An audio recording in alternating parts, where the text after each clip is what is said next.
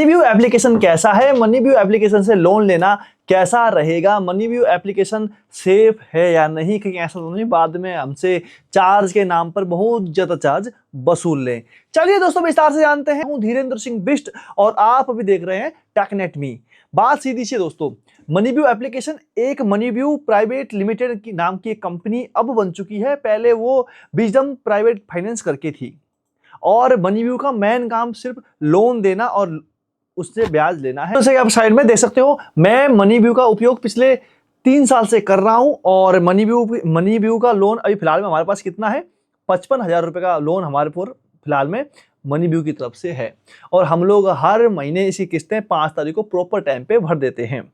और ईएमआई भी आप देख सकते हो, लगभग हमारी 18 ईएमआई है और हर महीने की 3832 रुपए की ईएमआई है और फिलहाल में इसको जो फोर क्लोज करने पे भी कोई चार्ज नहीं ले रहा है। हाँ, प्रोसेसिंग फीस तो लेता है, लेकिन फिलहाल में देखो ये प्रोसेसिंग फीस लेता है लगभग 2% के आसपास ये प्रोसेसिंग फीस लेगा और ये क्लोजिंग चार्ज नहीं ले रहा है। बस आपको 6 किस्तें भरनी है, 6 किस्त के बाद आप इसको बंद कर सकते हो। जैसे कि हमें पैसे की जरूरत थी, उस टाइम फीस भरनी थी, तो फीस भरने के लिए 55,000 रुपये हमने उससे लिए और फीस भर दी।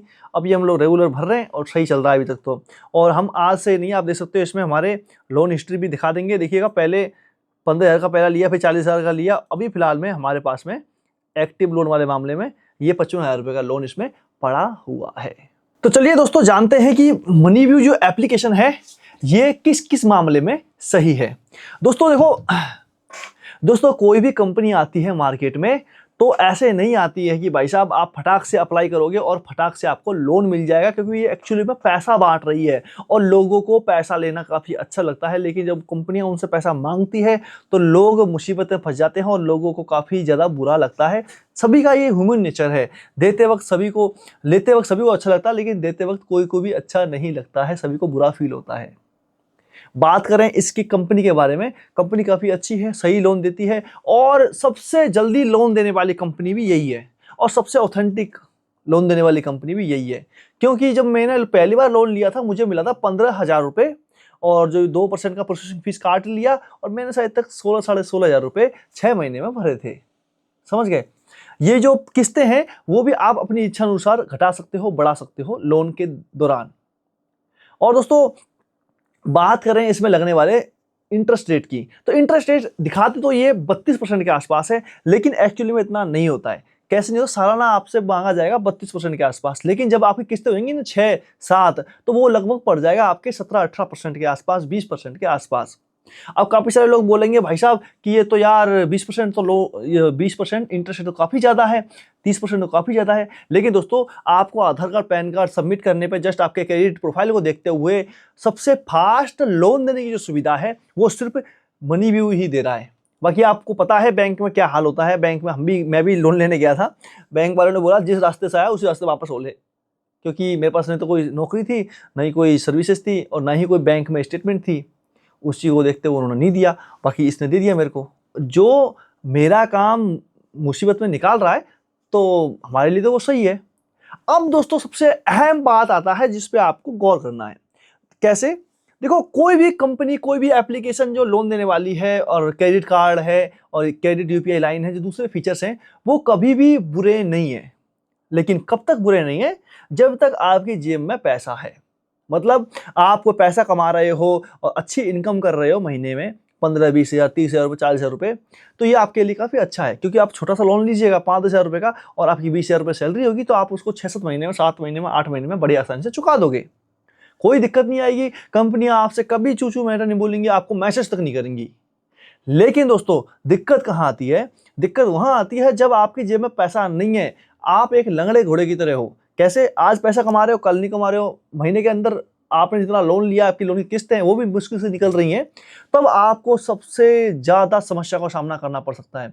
क्योंकि ये कंपनियां अपना पैसा निकलवाने के लिए आपको किसी भी हद तक परेशान कर सकती हैं। हाँ दोस्तों, किसी भी हद तक।